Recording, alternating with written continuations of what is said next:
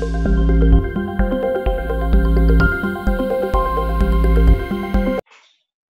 friends, in today's video we are going to learn about a share capital balance sheet.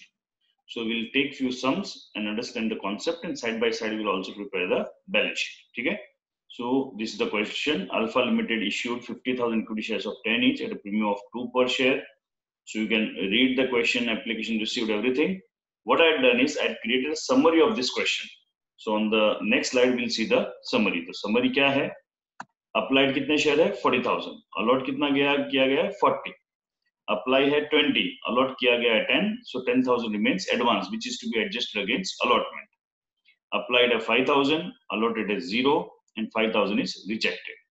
Fine. So total application received 65, allotted 50. Then on application 3 rupees called, allotment 2 plus 2, first call 2, final call 3, 10 plus 2 is total amount called up. And 1,000 shares have not paid on first call, 1,000 plus 500 not paid on first final call, and no shares is forfeited. Clear है? Now in this question मैं ये कर रहा हूँ बिना journal entry किए directly आप कैसे बैलेंस शीट बना सकते हो. जर्नल एंट्री किया तो बहुत सारी इंफॉर्मेशन मिल जाएगी, फिर भी ये एनालिसिस करके before you go for balance sheet you should need to learn to divide the whole share capital part into 4 parts. वो सबसे पहले हम समझ लेते हैं इस क्वेश्चन में. तो मैंने ये 4 पार्ट किए हैं. तो सबसे पहले मैंने बोला है remaining. What I mean by remaining shares? Remaining share से उल्टा I'll start with reverse. I'll start with forfeited. Forfeited, everybody is aware. Somebody has not paid money. I had forfeited that shares. That is the forfeited shares. ठीक है? CIA, somebody had not paid money. I have not forfeited shares. This calls in arrears. तो किसी ने पैसे नहीं दिए वो calls in arrears. किसी ने पैसे नहीं दिए उसके शेयर मैंने जब्त कर लिया, फॉरफिट कर लिया, फॉरफीचर में आएगा. फिर क्या होगा? थर्ड स्टेज, जो फॉरफिट किया है उसमें से कुछ पार्ट में रीइश्यू करूंगा, कुछ पार्ट रीइश्यू नहीं भी करूंगा. तो फॉरफिट और रीइश्यू कर दिया गया है वो आ गया थर्ड पार्ट.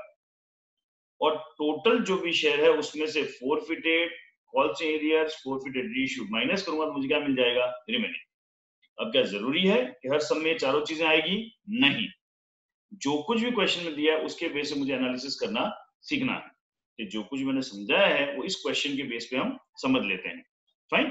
सो सबसे पहले टोटल शेयर्स कितने हैं? 50,000 यहां से आया. टोटल 50,000 शेयर्स मैंने टोटल में लिख दिया. अब क्वेश्चन में देख के देखिए 1000 और 500 ये शेयर है, ये कौन सी कैटेगरी में है? इनको फॉरफिट नहीं किया गया है.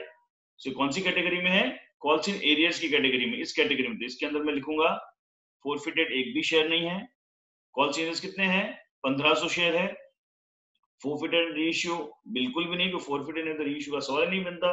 तो 50,000 total shares minus this 1500, remaining कितने बचेंगे? 48,500. क्लियर है? श्योर. अब इसके अंदर से ये दोनों जो पार्ट है रिमेनिंग एंड फॉरफिटेड रीइश्यूड, ये किसके अंदर आएगा? Subscribed and fully paid up में आएगा. और CIA और फॉरफिटेड है किसमें आएगा? पार्टली पेड अप में. क्लियर है? सो ये 4 में बाइफरकेशन करके सबसे ज्यादा बच्चों को कंफ्यूजन है. सबसे फुल्ली पेड अप में क्या आएगा? पार्टली पेड अप में क्या आएगा?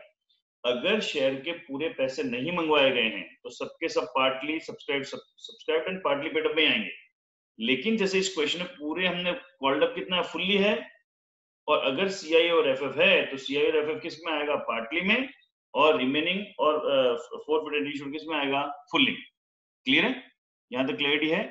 अब प्रेजेंटेशन वाइज ये 48,500 इंटू 10 कर दूंगा, जो टोटल शेयर है इंटू 10 आ जाएगा. देन CIA में क्या होगा? CIA में हम सबसे पहले मल्टीप्लाई करेंगे टोटल प्राइस से. प्रेजेंटेशन अलग अलग है. CIA के अंदर हम क्या करेंगे? मल्टीप्लाई करेंगे टोटल प्राइस से. Total price minus amount not receive, उस तरह से दिखाएंगे. और फॉरफीचर के हम क्या दिखाएंगे? डायरेक्टली कितना पैसा मिला है. मतलब इन शॉर्ट चाहे वो CIA हो, चाहे फॉरफीचर हो, दोनों में फाइनल हमको क्या दिखाना है? कितना पैसा मिला है. लेकिन CIA के अंदर कैसे दिखाएंगे? टोटल अमाउंट मुझे कितना मंगवाना था उसमें से कितना नहीं मिला, सो आई गेट द मिला. और फॉरफीचर में डायरेक्टली मल्टीप्लाई किससे करेंगे? कितने पैसे मुझे मिले. क्लियर है? श्योर. अब इस क्वेश्चन के कॉन्टेक्स्ट में हम समझ लेते हैं कि क्या चीज है. सो 48,500 यहां तक क्लियरिटी है. If I go to next step, so 1500 into 10, total called up कितना है? टोटल कॉल्ड अप है 10 है यहाँ पे, तो उसको मल्टीप्लाई बाय क्या कर दिया? 10। अब इसमें से मैं माइनस करूंगा, तो टोटल 50 माइनस क्या करूंगा? So minus I will do two things.